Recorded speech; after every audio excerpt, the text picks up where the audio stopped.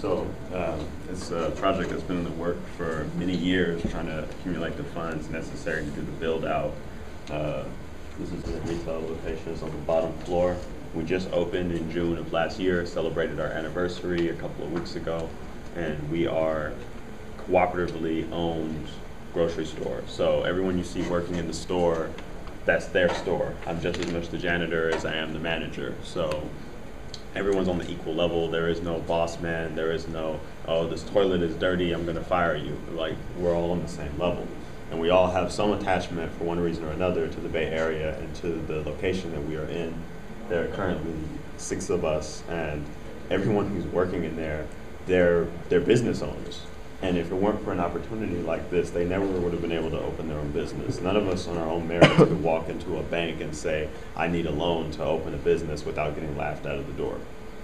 So that's the circumstances we find ourselves in. We actually have a dollar store right across the, right next door to us. So that's like our main competition, but we are striving to provide an alternative to the options that are available now. We don't want MSG in our store. We don't want high fructose corn syrup in our store. We don't sell liquor despite the obvious profitability that would be available from that, because there is liquor abundant on every corner that you go to in West Oakland. One of the ways we plan to not only be sustainable, but give something to the community that will allow it to grow, because we're only one business and we want to see more businesses like ours in our community. When we become profitable, we want a portion of our profits to go into an IDA account, which is an individual development account. So if you're trying to maybe own a house, put your kid through college, open up a business of your own, a portion of our profit will be available to you to help accomplish those needs. And that's hard. That's one piece of how we're trying to widen the web of what we want to see happen in our community. And apart from selling food, that's great, but for a lot of people, they may not know what this food is. They may not know the detriment of everything they have been eating, the detriment it's having on their bodies. So we want to provide education. Right here at this table, you're actually seeing Leroy Musgraves. He's a retired farmer that we've had a long history with. He's also a certified nutritionist, and he does classes in our store, giving people advice and knowledge that they need that would not be available otherwise. I mean, the store is an opportunity for working class people to have entrepreneurship and business ownership and be empowered to feel like they can take control of something in their community because it's theirs, and it's also not just supporting this urban community, but rural communities as well, because we try to source as much of our produce as possible from the local farmers that Mandela has a relationship with. So we're supporting farmers who may not have had this amount of business otherwise, and then we're also giving something that's worth eating to the people that we see every day. One of the projects that Mandela Marketplace has is the West Oakland Youth Standing Empowered. So basically it's a youth-led team. They've been around for 2 or 3 years now, and this is the biggest thing they're working on right now. So we have a grocery store, we have produce, but the store is only one location. It's still not perfectly accessible to everyone who lives in West Oakland. Meanwhile, we have corner stores everywhere. So one of our steps to address this is to take the same food that we provide in the store and put it in local corner stores around West Oakland. We're currently working with 2 stores. We just started this up, I believe it was at the beginning of April, and neither store has lost money. Despite us going around the country and having business leaders tell us that this will never work and this cannot be profitable, people don't want healthy food, they're not going to buy it, all they want is liquor, they don't know what to do with this, et cetera, and all that food is being purchased. We're not walking outside and seeing bananas laying in the gutters. Someone's consuming that somewhere. That's so. And it's really amazing when we get and he's been a tad bit modest. This guy was one of the founders of the WISE team. So he's doing a lot of big things, but like I said, he was a youth that kind of got written off by the system. But it's really amazing when we're at the corner stores and making our deliveries, community residents come up to us and thank us and say, wow, we're really happy that you're here. Thank you for providing this for us. And despite the stereotype, I don't see them going up and thanking the Budweiser man for keeping the beer cold. They don't really give him no love. They might buy the product, but they ain't giving no love like they giving us love. And so I think it's a common misconception that poor people, A, don't want to eat healthy, and B, wouldn't buy it if it was around. I think that's a false conception. Yeah, and I mean, ideally, what we want to see happen with this project is this is youth that are operating this. So you're going to see kids riding on bicycles, carrying boxes of produce around and loading the stuff up the same way Budweiser and Frito-Lay do. And ideally, we want to see this become a profitable youth-led business, an opportunity for young people to really make something happen. I never graduated from the 5th grade. I never went to middle school. I went to high school, then dropped out of that. And I'm obviously doing okay for myself. So I think this is just a testament to everything that we are capable of doing that some people don't want to acknowledge. Yeah. And so, you want to talk about the square footage? Well, the store is about 2,300 square feet.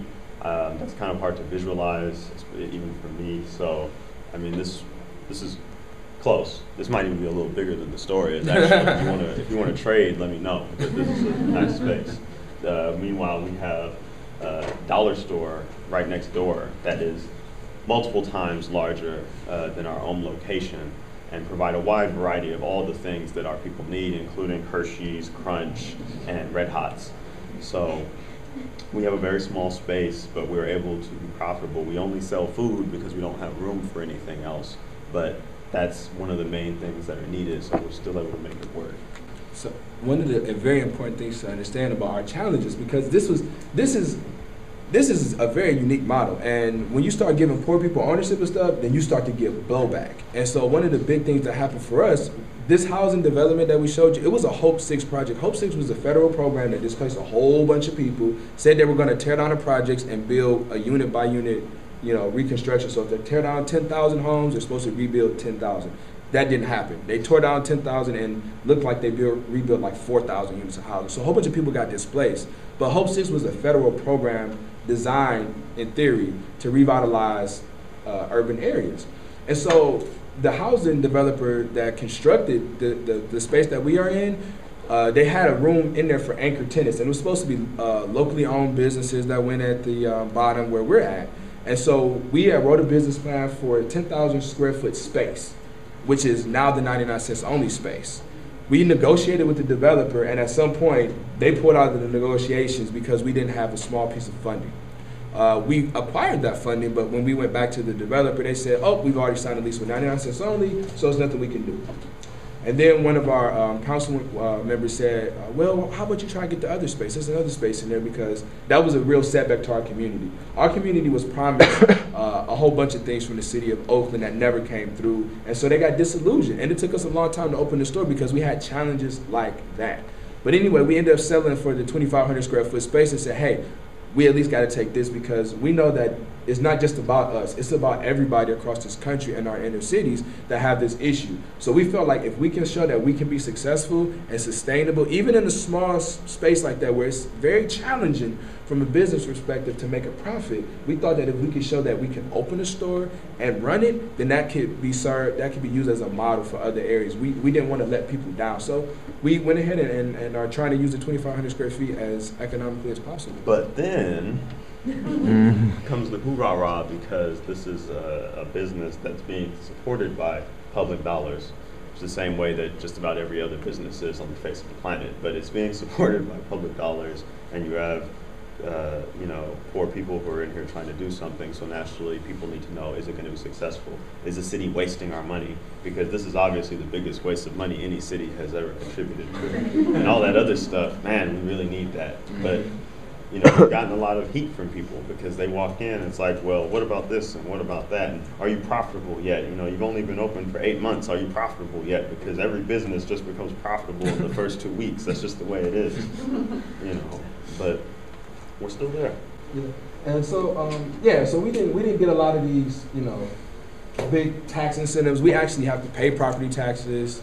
I don't know how that goes. We don't own the space, but somehow our developer rigged us like that. The space is owned by the city of Oakland, which I don't know why we're paying taxes on the city-owned property. It doesn't make sense to me when we are renting the space. Shouldn't the city pay whatever.